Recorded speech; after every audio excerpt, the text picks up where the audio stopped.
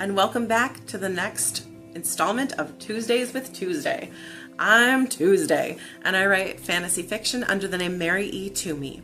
That is spelled Twomey, but pronounced Twomey. If you say it Twomey, you are delightfully incorrect.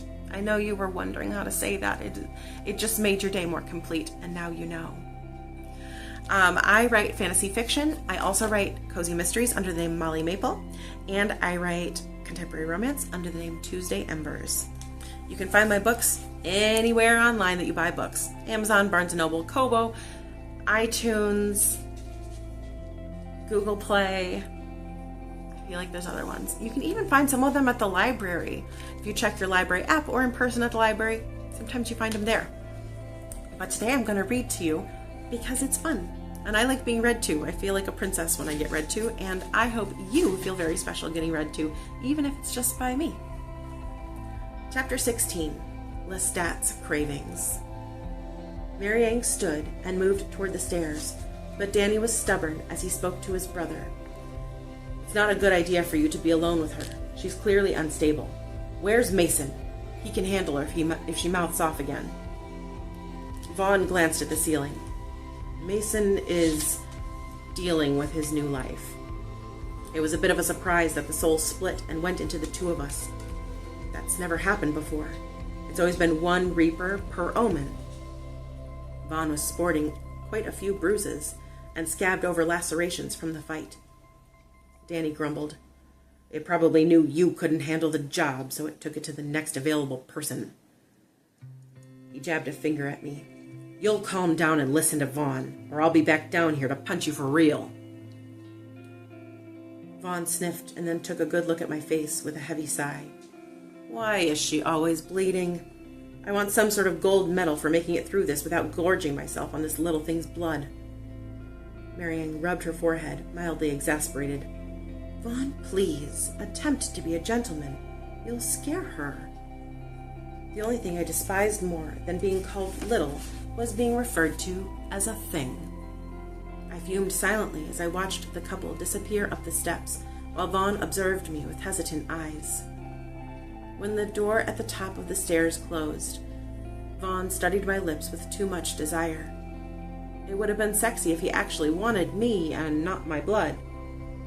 He rubbed his forehead to snap himself out of the trance and addressed me directly. What happened to your face? Why is it red? Is that blood on your lip, November? Your brother's a jag, I explained. Vaughn moved to a spot a few feet back, and we both breathed a little easier. I'll cut you loose in a moment. I seem to be... Just a moment. I cast around the empty basement. Not for nothing, but you seem like the worst person for me to be alone with right now, and that's some steep competition, but with everyone here bent on messing me up right good. I can control myself. I'm not hungry at all, he lied, eyeing my lip. If I'm to be your reaper, I have to be able to handle your blood without pouncing. He let out a few deep breaths before he carefully knelt down in front of me, taking out his knife and cutting the tie off my left ankle. Blood rushed through my left leg in a painful relief. I pursed my lips to keep my whimper behind my teeth, but the muted sound escaped into the air, informing him that my bindings were too tight. Vaughn was watching my reaction with a genuine look of concern lighting his eyes. He bit his lower lip when his gaze trailed to the thin red trickle I could feel oozing down on the side of my chin.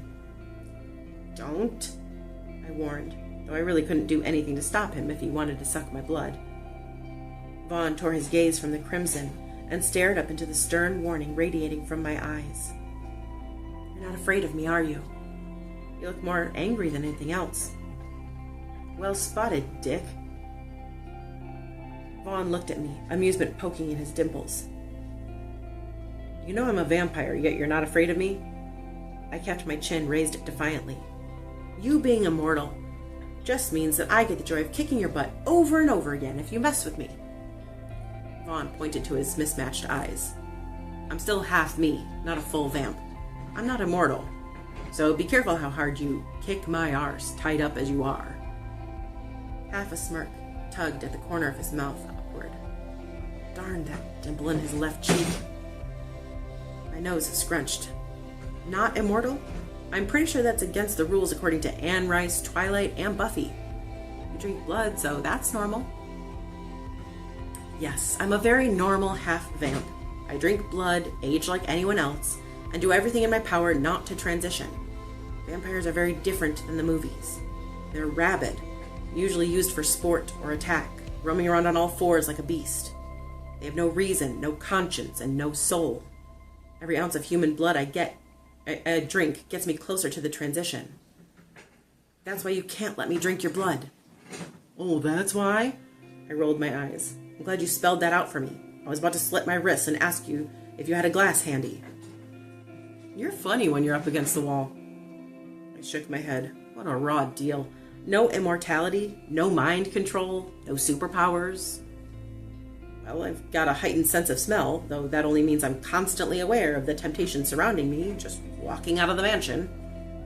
He examined my lower lip again. And I assume you know that vamps can read minds. My eyes widened as I tried to scrub out how attractive I found him. My cheeks turned rosy as I looked away in chagrin, my neck shrinking into my shoulders. Vaughn clapped his hands and laughed. Oh, that was borderline adorable. I can't read minds. Honestly, this isn't a carnival. I shot him a scowl. Silly me. Yes, you do seem to be a silly one.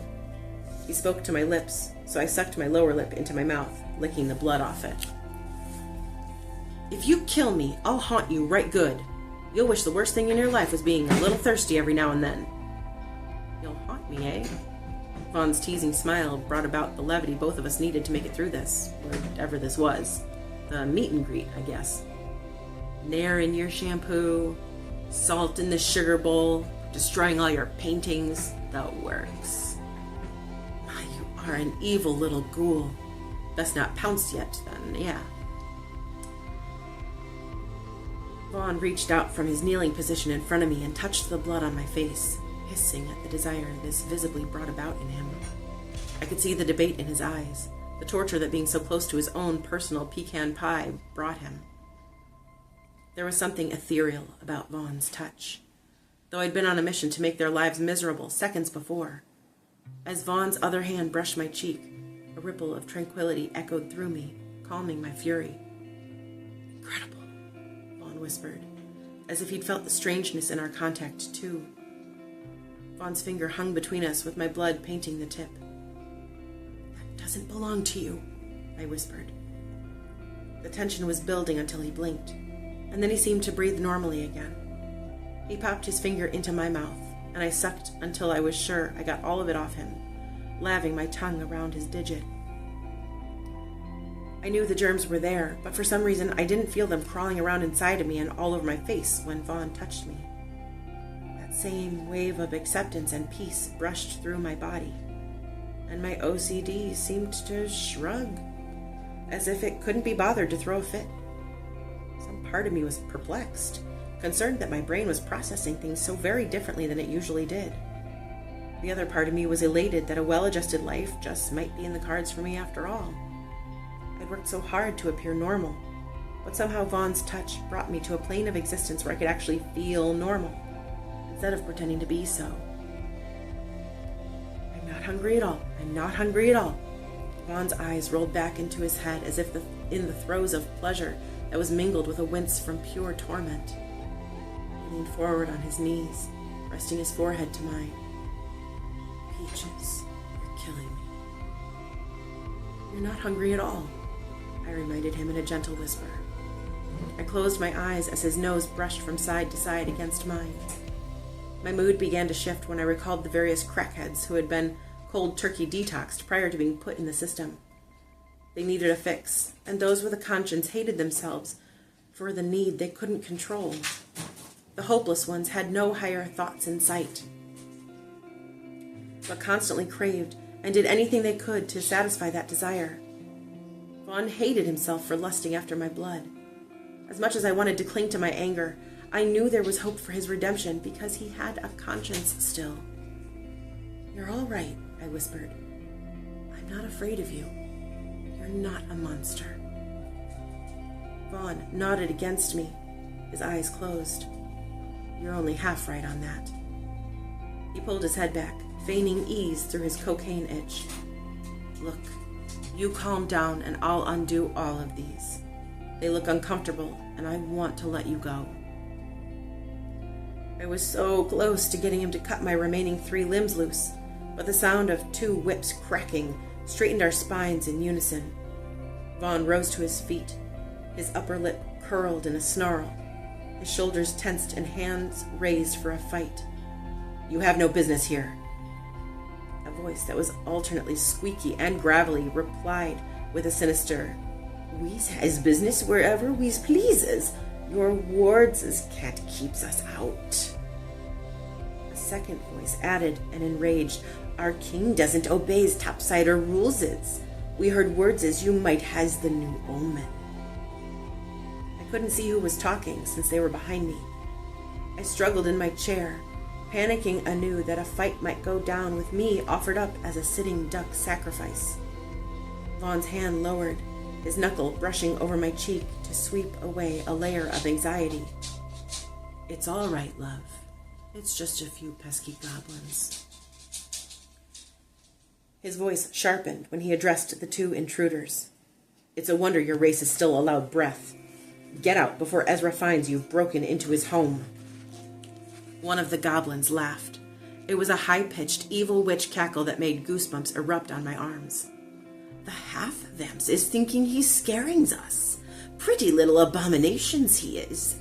We's should add his teeth to our collection." In the next breath, Vaughn lunged across the basement. Try as I might, no matter how far I turned my head, I couldn't see the brawl that went down or who was winning. I let out a loud scream, hoping someone would hear it and come to Vaughn's aid. I was terrible backup, tied up as I was. There was a series of punches, someone choking, and then a body that skidded across the concrete floor and landed to my right. I let out a noise of distress until I realized it was a goblin who was staring up at the ceiling with glazed-over eyes, and not Vaughn. The creature was no taller than 3 feet, had skin like a wrinkly old potato. He had bugged eyes that didn't seem to see me, even though I was close enough to touch. The scuffle went on behind me, Vaughn and the remaining goblin, as the one at my feet blinked, slowly starting to come to. I struggled with laughable progress, wishing Bruce Campbell could hear my cries for help so he could come down into the mess and save me already. The goblin on the floor cracked his neck before he took me in with wide eyes. His surprise gave way to a calculating smile that made my blood run cold. "What has we here? All trussed up for me, are yous?" I didn't dare answer him. I knew nothing I said would help my situation. With surprising dexterity for someone who'd just been thrown across the basement after being knocked unconscious, the goblin stood and then climbed up to sit on my lap like a child, ignoring the scuffle behind us. I expected some kind of attack, helpless as I was. But instead, the goblin rested his head on my chest, sighing contentedly like a toddler. "So soft," he called over my shoulder. "Virgo, you has to come feel these's." I struggled to knock him off me with my pelvis, but he responded by grabbing hold of my left breast and squeezing like he was testing the ripe of a tomato.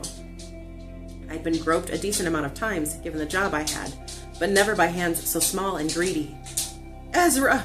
I wailed, knowing Vaughn had his hands full with Virgo.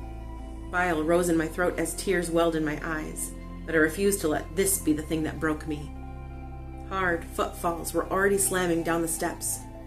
It wasn't Ezra, but Mason, who answered my cries for help. His look of surprise at the intruders told me in the basement had a decent sound insulation, but the shock did not deter his fight. Mason ripped the goblin off my lap without hesitation and didn't waste a second asking for explanations. With hands too well versed in violence, Mason snapped the gropey goblin's neck and then threw his limp body against the wall. Vaughn finally won the fight against Virgo, turning the small body into a tasty beverage.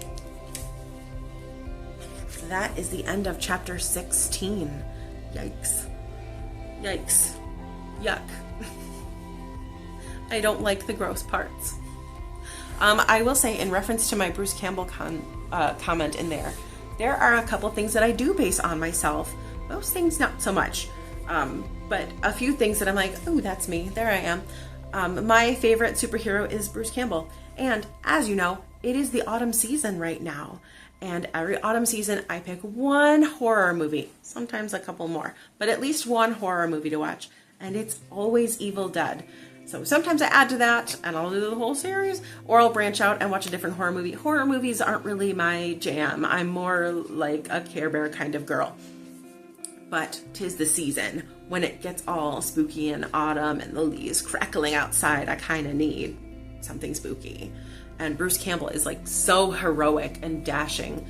So that is my horror movie of choice. And that is the thing that I share with October Grace, is that we both have Bruce Campbell as our favorite superhero. Who is your favorite superhero? And also, what is your favorite horror movie? Because I probably could use some recommendations, since I generally just stick to my wheelhouse. Oh my gosh, I did go see Evil Dead the musical a few years ago. 'Twas amazing. 'Twas the most fun. I laughed so hard. I did not get to sit in the splash zone, which is like the front few rows where you get splashed with blood. I did not get the fancy seats, but I enjoyed it so much. It's a great musical. The songs are just ridiculously funny, and they will make you laugh. So if you're in the mood for a laugh, or if you're in the mood for something scary, Evil Dead is great. Evil Dead the musical is great for something cute and funny. Well, not cute, scary and funny. There we go. Didn't mean to offend all the Evil Dead the musical enthusiasts by calling it cute. It's terrifying and wonderful. I will see you next Tuesday on the next installment of Tuesdays with Tuesday.